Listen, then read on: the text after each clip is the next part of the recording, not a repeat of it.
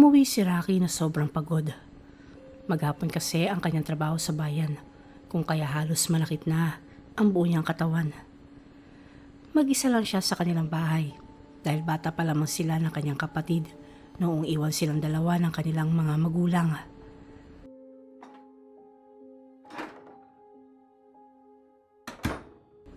Pagkapasok ni Rocky sa kanyang silid, ay kagad siyang nahiga sa kama. Ramdam na ramdam niya ang pagod na siyang nagtulak para antukin siya. Hindi na niya naisip ang kumain dahil mas gusto niyang itulog na lamang iyon.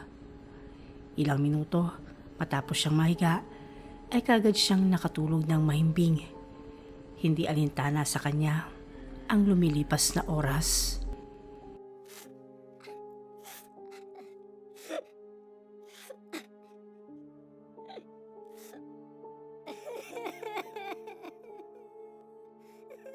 Bigla na lamang nagising ang lalaki at kagad na napapalikwas noong may marinig siyang boses na humihikbi. Nagpalingalinga siya subalit wala siyang makita kung hindi ang karimlan. Brownout ba? Nai-on ko naman yung switch ng ilaw ah. Pagtatak ng tanong niya sa kanyang sarili. Akmang babangon na sana siya noong makarinig ulit siya ng paghikbi. Sinundan iyon ng pagpapatay sindi ng ilaw. Sa halip na matakot ay nairita pa si Rocky. Ano ba, Clarence? Alam mo naman pagod ako, di ba? Huwag ka na nga maglaro dyan. Magpahinga ka na. Sigaw ng lalaki. Alam niyang ang kapatid niya iyon na sobrang pasaway. Ilang sandali pa ay tumigil na rin ang pagpapatay sindi ng ilaw. Wala na ring narinig na paghikbi si Rocky kung kaya't napabuntong hininga siya. Ayan. Dapat huwag mo na akong guluhin. Saad niya sa kanyang sarili habang nagpapalingalinga sa paligid ng kanyang kwarto. Noong makasigurado siyang hindi na manggugulo ang kanyang kapatid, ay muli siyang bumalik sa kanyang paghiga. Hindi na siya nag-isipan ng kung ano-anong bagay at minabuti na lamang na matulog ulit. Nasa kalagitnaan siya ng kanyang pagtulog noong may lumabas na bata sa kanyang aparador. Nakasuot iyon ng kulay puting damit, halatang ayos na ayos. Kuya? Umalingaw-ngaw ang boses ng bata sa loob ng silid ni Rocky. Pero dahil sa kahimbingan ng kanyang pagtulog, ay hindi niya iyon narinig. Dahil sa malalim na pagtulog ng lalaki, ay hinila ng bata ang kumot nito. Pagkatapos ay sumampas sa kama at saka lumundag-lundag.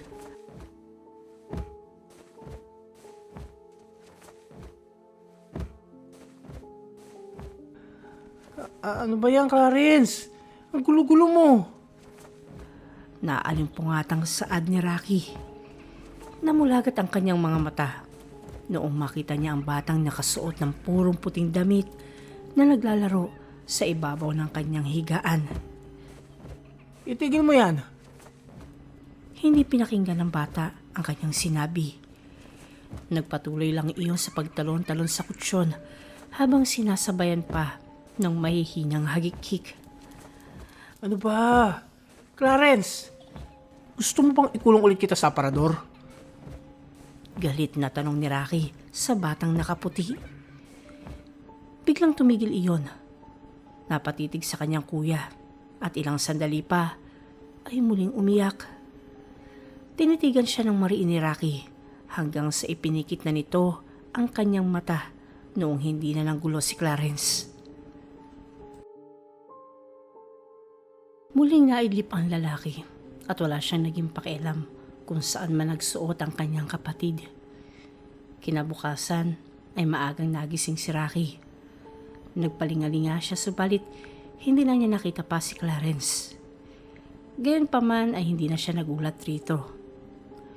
Noong mapansin niyang bahagyang nakabukas ang aparador, ay isinara niya iyon at saka nilagyan ng kandado.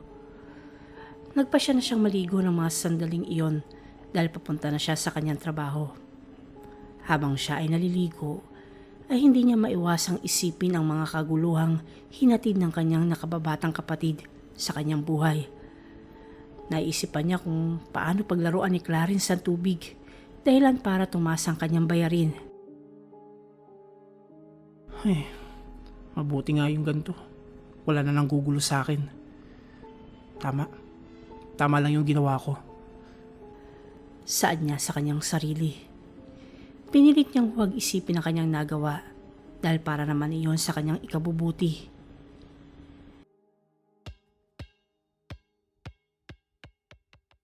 Nung matapos na siya sa pagligo, ay may naulinigan siyang talbog ng bola sa sala. Alam niya kung sino iyon, subalit sa halip na matakot, ay nakaramdam siya ng pagkairita.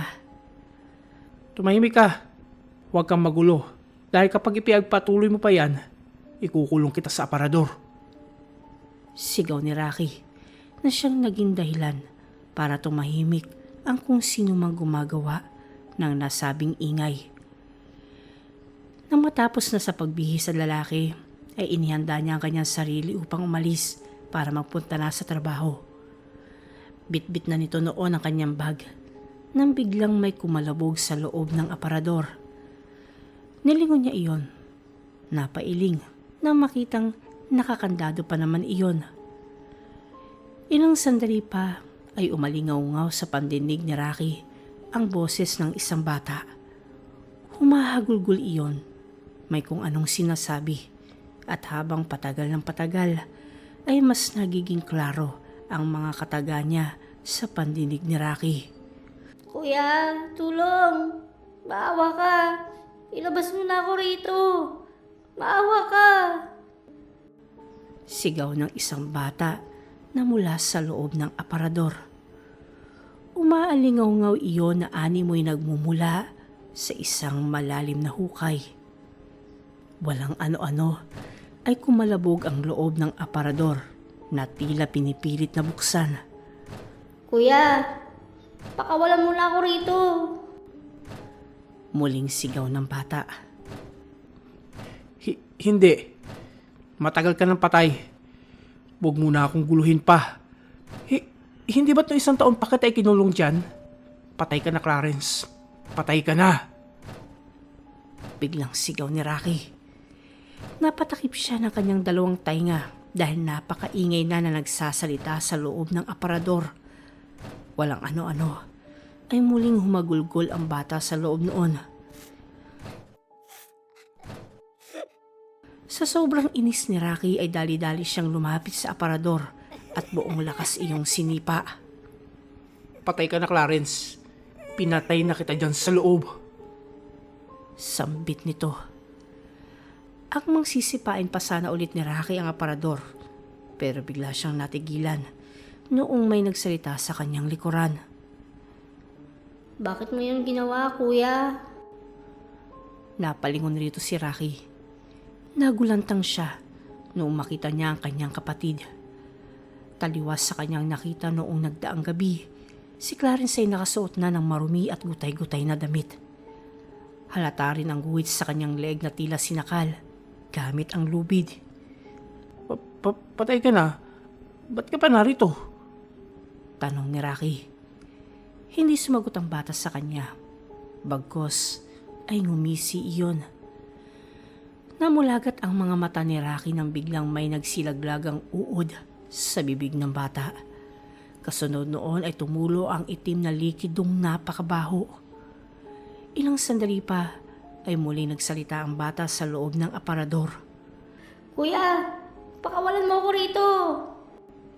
Napalingon si Rocky sa aparador at agad rin niyang ibinalik ang titig niya sa batang may tumutulong itim na likido sa bibig.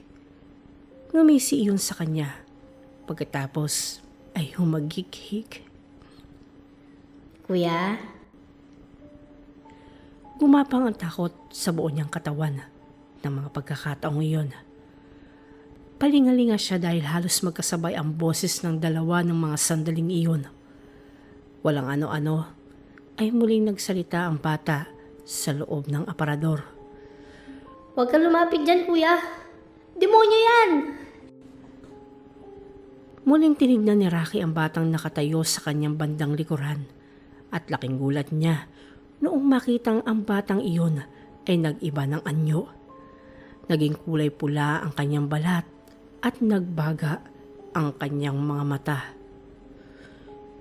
Hindi mo na ba ako mahal? Kuya.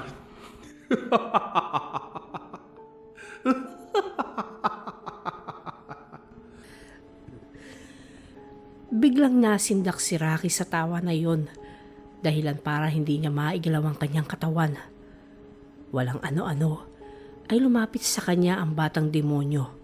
Pagkatapos ay hinawakan siya sa kanyang braso. Ramdam ni Rocky ang init na dumaloy sa buo niyang katawan, pero nagmistulas siyang bato ng mga pagkakataong iyon. Makaraan ng ilang minutong paghawak ng batang demonyo sa kanya at pakikipagtitikan, ay biglang nanigas ang katawan ni Rocky. Naging mabalasik ang titig niya noong lingunin niya ang aparador kung saan niya ikinulong hanggang sa mamatay si Clarence. Diyan ka lang sa parador habang buhay, bunso kong kapatid. Mabilis siyang lumabas sa kanilang bahay at saktong naglalakad siya para tumawid sa daan noong mahagip siya't masagasaan ng isang 10-wheeler truck. Durog ang katawan ng lalaki, kung kaya nagkagulo ang mga taong nakakita sa nangyari. Subalit, nahintakutan sila noong makita ang mukha ng driver. May sungay iyon at pangil, at maging ang mga mata nito ay nagbabaga. Dahilan para pakawalan nila ang tsuper na nakasagasa kay Rocky.